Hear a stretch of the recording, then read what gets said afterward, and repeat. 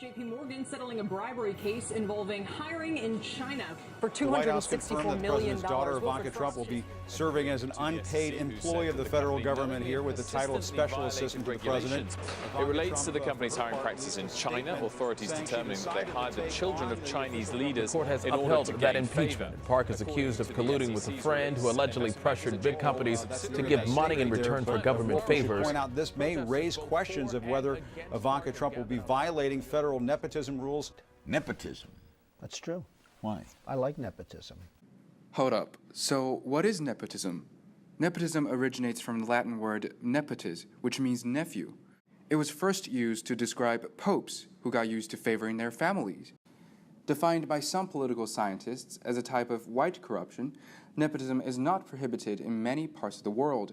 Yet even in countries where it is illegal, nepotism seems to be a common practice. In fact, this phenomenon is an issue for numerous countries, regardless of their economic development. As nepotism seems to be a worldwide phenomenon, we can explore how it is accepted in different cultures, and how do cultural characteristics influence nepotism. So, we interviewed students of different nationalities for their views on the subject. And let's start with the acceptance of nepotism. It's actually quite accepted. Like, a lot of people oppose it in the sense that they will make a huge deal out of it, but then it happens so much that it's almost normal now, I think. People already take it for granted. Like, it just exists in our culture, in our it's almost like China exceptionalism. Like, we Chinese do things in a certain way that you Westerners can't really judge us based on your rule of law. I think to a degree it's accepted in my country. People don't like it when, for example, politicians favor their friends or family, but it could be necessary sometimes because you can hire people that you know. If you give good recommendations, for example, within your company, that's always good. Nepotism is quite strong in France, in the public life, but also in the private sphere. We can see people from various backgrounds have different perspectives on nepotism. But is it more accepted in the private or public sector? I think the private one is more accepted than the public one, because the public one, people can see it. And as I say, French people don't really like it. For example, you had many issues recently. All the former presidents actually had nepotism story.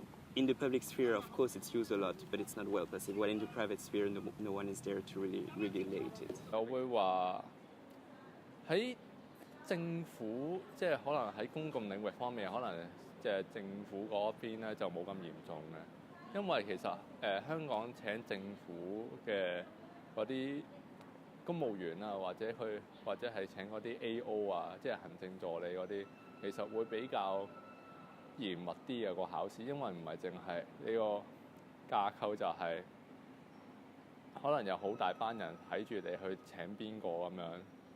咁就會變到嗰啲身居要位嘅人好難去聘請到一啲佢哋嘅親戚啊，或者係佢哋嘅家人啊咁樣。但係如果喺私人領域方面會比較容易啲啊。而家嗰啲大嘅投行咧都會比較傾向於去聘請一啲大陸嗰啲富二代啦嚇，因為佢哋希望透過佢哋嘅關係去獲得一啲大嘅trade 或者係一啲大嘅 project 咁樣，我會話呢個係一個有冇監察嘅問題咯。因為其實可能你請份政府工，即係揾份政府工，你人哋請你可能要過好多審查啦嚇，即係唔單止可能即係家族背景審查，好似警察嗰啲咁樣，咁佢可能要有好多 test 或者好多即係可能要過好多測試，佢先知道話。先可能會聘請你。For example, if you're running a very small business or whatever, then it's almost understood that you will pass it down to your sons or daughters. And not just that, even in sectors like the entertainment industry, it's a very, very closed off field. So it's very hard for someone who's technically an outsider without any connections to establish themselves. It's definitely more accepted in the private sector. So again, companies always ask for recommendations of friends or family that you know are qualified for a job, because they would rather have that extra filter rather than sorting through a bunch of, for example, a bunch of resumes of people they don't know. They would rather have somebody else's perspective as well. In the public sector, it's very iffy. Again, like with the administration right now, people weren't very happy that Trump appointed people he knew into positions of power, and it's very easy to dismiss that as just helping out your friends. But it could be useful. But people are much more skeptical about helping people or nepotism in the public sector. According to our interviewees, it seems that nepotism is more accepted in the private sphere. Now, let's look at how nepotism differs in various cultures. I think there is this elitist culture that is that the elite want to stay the elite, and therefore nepotism is very strong in France. Yeah, I think you could ask anyone for that, but in the end, the outcome of it will be that it's usually your family, the close family, that will really help you. You will always want to help the people from your family, the people you will feel close with. So I will say, I will ask anyone, but primarily I will ask my close family. Yeah, it's against merit, which is quite an issue, especially considering the fact that French ideals are like liberty, equality, and fraternity. So I think it goes against equality for sure, because you don't need to do something good to go somewhere. I think Chinese culture, like compared to the Christianity-based Western civilization, can kind of contribute to nepotism, because in the Christianity or other monolithic religions, we were brought up with the thinking that we do everything for the family, and the roots of how societies are running are kind of based on a kinship-based relationships.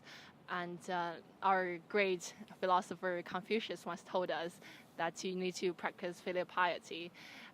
How you start to kind of govern the society starts from your contribution to the family. Like you basically practice yourself, establish your personal reputation, start from the family. So everything starts from family.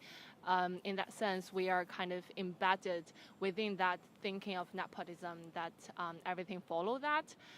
Again, it's subconscious in our mindset. Before Sui dynasty, we had this hereditary order of promoting officials within family clans, and again, because the rulers at that time realized how harmful it can be, and some people still believe that we need to hold on to meritocracy, but the others are saying, oh, meritocracy doesn't really work in China. It's a society with so many networks and backdoor connections.